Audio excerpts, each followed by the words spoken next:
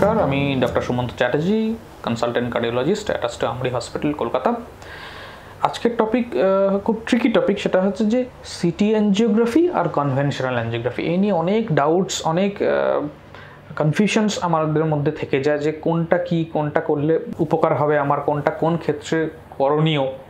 সেটার জন্য একটা ছোট্ট ডিসকাশন আজকে। সেটা হচ্ছে দুটোই করোনারি অ্যাঞ্জিওগ্রাফি, দুটোর মাধ্যমে আমার যদি তিনটে করোনারি আর্টারি থাকে তার মধ্যে ব্লক কতটা আছে, কতটা সিগনিফিক্যান্ট, কতটা ক্রিটিক্যাল ব্লক, সেগুলো দুটোর মাধ্যমেই জানা যায়। একটা সিটি এনজিও, তার মানে হচ্ছে যে আপনাকে কোনো কাটাছাড়া নয়, পেশেন্টকে ভর্তিও করতে হবে না, পেশেন্ট ডাইরেক্টলি যাবে, একটা অ্যাপয়েন্টমেন্ট নেবে, সিটিতে ঢুকবে এবং সিটি এনজিও একটা ভেনে এখানে চ্যানেল করে তাকে কনট্রাস্ট দেওয়া হবে এবং তার মাধ্যমে আমরা জেনে যাব যে হার্টের মধ্যে এই করোনারিগুলোর মধ্যে কীরকম ব্লক আছে। এই একটা মেথড।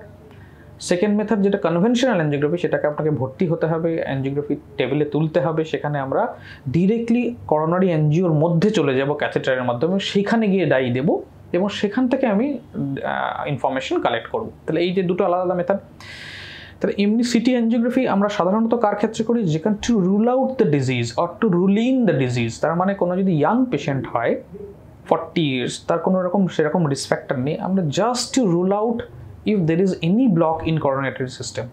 কোনো পেশেন্ট ইমার্জেন্সিতে এসে তার চেস্ট পেন হচ্ছে, আমার মনে হচ্ছে যে এই পেশেন্টের হার্ট অ্যাটাক হয়নি, ইসিজি অন্য যে বেসিক টুলসগুলো আছে সেখানে মনে হচ্ছে না আমার খুব একটা যে এই পেশেন্টের ব্লক থাকতে পারে, কিন্তু আমি পেশেন্টটাকে ছাড়তেও পারছি না, কেননা কিছু না কিছু ডাউট আমার মধ্যে থেকে যাচ্ছে। That is the best possible scenario or platform to do and city coronary angiography to rule out any blocks. সেটা সঙ্গে সঙ্গে হয়ে যাবে, it takes around 10 to 15 minutes। পেশেন্টকে হসপিটালে ভর্তি করতে হবে না, জাস্ট একটা ক্রিয়েটিনিন রিপোর্ট চাই, অ্যাঞ্জিওগ্রাফি হয়ে গেল, আমি দেখে নিলাম ক্রিস্টাল ক্লিয়ার করোনারি অ্যানাটমি আছে, পেশেন্টকে ছুটি করে দিলাম, পেশেন্টকে ইমার্জেন্সি থেকে ছেড়ে দিলাম। তো এই একটা জিনিস ইয়াং পেশেন্টদের বেশিরভাগ ক্ষেত্রে আমাদের দরকার হয় এই সিটি করোনারি অ্যাঞ্জিওগ্রাফি। যেগুলো প্রবলেম সেটা হচ্ছে 1 নম্বর, সিটি করোনারি অ্যাঞ্জিওগ্রাফিতে আমার ডাই লোড অনেকটা বেশি, অ্যারাউন্ড 150 to 200 ml ডাই দেওয়া হয়, দুটো একই ডাই, এনজিও কনভেনশনাল আর এটাতে। তাহলে ডাই লোডটা সিটি করোনারি অ্যাঞ্জিওগ্রাফিতে অনেকটা বেশি লাগে, কারণ আমি এইখান থেকে পুশ করছি, সিস্টেমিক ডাই পুশ করছি, এবং সেটা যখন করোনারি সার্কুলেশনে যাচ্ছে সেটা তো হোল বডি সিস্টেমে চলে যাচ্ছে, করোনারিতে যখন যাচ্ছে তখন আমি তার ইমেজিং নিচ্ছি, সেজন্য অনেকটা বেশি ডাই লোড দিতে হয়। এই একটা প্রবলেম আছে। 2 নম্বর, যে খুব যদি ওবিস পেশেন্ট হয়,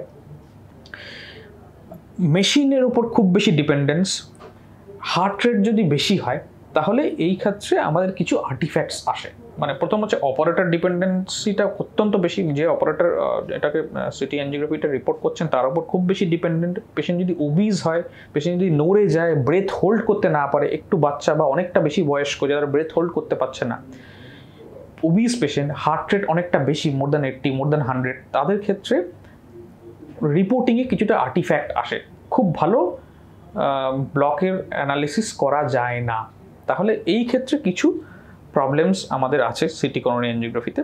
কনভেনশনাল অ্যাঞ্জিওগ্রাফিতে প্রবলেমস হচ্ছে পেশেন্টকে ভর্তি হতে হবে, পেশেন্টকে একটা চ্যানেল করতে হবে, সেই চ্যানেলের মাধ্যমে ক্যাথেটার নিয়ে যেতে হবে, ক্যাথেটার নিয়ে মানে ইনভেসিভ প্রসিজিওর জিনিসটা, ইন্টারভেনশন জিনিসটা, সেটা একটা এর প্রবলেম। সুবিধা হচ্ছে just 20 ml, 25 ml, 10, 15 ml die দিয়ে আমরা গোটা প্রসিজিওরটা করে দিতে পারি। সেজন্য রেনাল পেশেন্টের ক্ষেত্রে এটা খুবই উপযোগী। রেনাল পেশেন্টকে কখনোই সিটি অ্যাঞ্জিওগ্রাফি করা যাবে না, কেননা অনেক বেশি ডাই ভলিউম লাগবে, সেখানে একিআই, অ্যাকিউট কিডনি ইনজুরি হয়ে যাওয়ার সম্ভাবনা আছে। সে পেশেন্টকে আমরা টেবিলে তুলে কনভেনশনাল অ্যাঞ্জিওগ্রাফি করতে হবে। যে পেশেন্টকে আমি দেখতে পাচ্ছি যে পেশেন্টের হার্ট অ্যাটাক হয়ে গেছে, হার্টের ফাংশন কম আছে, বা যে পেশেন্টের হার্ট ডিজিজ আছেই, আমি অ্যাঞ্জিওপ্লাস্টি বা কিছু একটা পেশেন্টকে করতে হবে, আমি জানি পেশেন্টকে ওষুধ দিয়েছি কি পেশেন্টের চেস্ট পেন কমছে না, সেই ক্ষেত্রে কনভেনশনাল অ্যাঞ্জিওগ্রাফি করতে হবে আমাকে, কেননা ওটা করার ওপর ডিপেন্ড করছে যে আমি কোন মডালিটিতে যাব, পেশেন্টকে অ্যাঞ্জিওপ্লাস্টি করতে হবে না পেশেন্টকে বাইপাস সার্জারি করতে হবে। এই যে critical detailing of treatment taking decision, এটা কিন্তু কনভেনশনাল অ্যাঞ্জিওগ্রাফির মাধ্যমেই সম্ভব।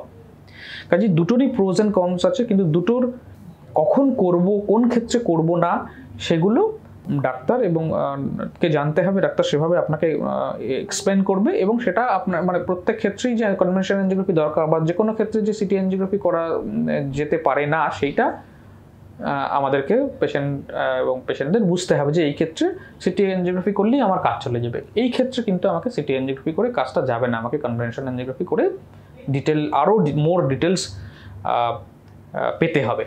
তো এই হচ্ছে দুটোর মধ্যে বেসিক ডিফারেন্স। আপনার ডাক্তারবাবুদের কাছ থেকে অবশ্যই জিজ্ঞাসা করতে হবে যে ডাক্তারবাবু কোন জিনিসটা করবো, এমনি সিটি অ্যাঞ্জিওগ্রাফি করে নেবো নাকি কনভেনশনাল অ্যাঞ্জিওগ্রাফি করতেই হবে আমাকে। এই হচ্ছে দুটোর ডিফারেন্স বা ডিটেলিং। ধন্যবাদ।